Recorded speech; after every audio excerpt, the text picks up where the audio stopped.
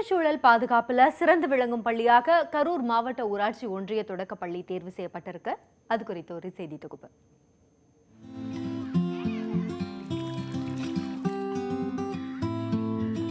இதுதான் கரூர் மாவட்டம் தான்தோன்றி ஒன்றியத்திற்குட்பட்ட லிங்கத்தூர் ஊராட்சி ஒன்றிய தொடக்க பள்ளி.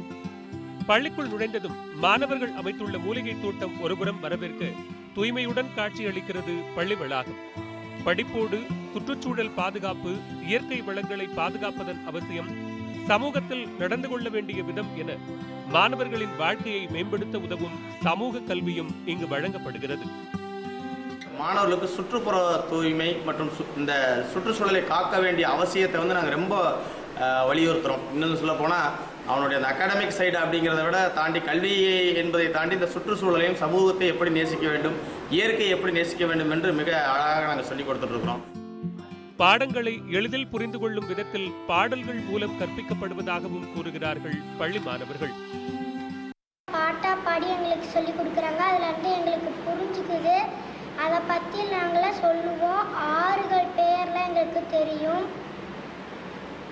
இதை பற்றி எங்களுக்கு டவுட்டே வராது. இதெல்லாம் எங்கள் சார்ட்ட சொல்லி நாங்கள் கிளியர் பண்ணிக்குவோம். அதெல்லாம் எங்களுக்கு புரிஞ்சு மனசுக்குள்ளே ஏற்றிக்குவோம். சுற்றுச்சூழலை எப்படி பாதுகாக்கணும்னு சொல்லி கொடுத்துருக்காரு. அது மாதிரி எங்கள் தோட்டத்தில் நிறையா மரங்கள், மூலிகைகள், செடிகள் இதெல்லாம் வளர்த்துட்டு இருக்கிறோம். இந்த சுற்றுச்சூழத்தில் கருவேலன் செடி எங்கே இருந்தாலும் நம்ம பிடுங்கி எரிஞ்சிடணும். நாங்கள் எங்கள் ஸ்கூலில் பிடுங்கி எரிஞ்சிட்டு இருக்கோம். அது மாதிரி நீங்களும் பிடுங்கி எரிஞ்சிட்டு இருங்க. பள்ளி என்பது பாட புத்தகங்களை படிப்பதற்கும் மதிப்பெண் எடுக்கவுமான இடம் மட்டுமில்லை, அது சமூகத்தில் இணைந்து வாழ்வதற்கான வாழ்க்கை கல்வியை பயில வேண்டிய இடம் என்பதை உணர்த்தும் விதத்தில் இந்த பள்ளி செயல்படுகிறது.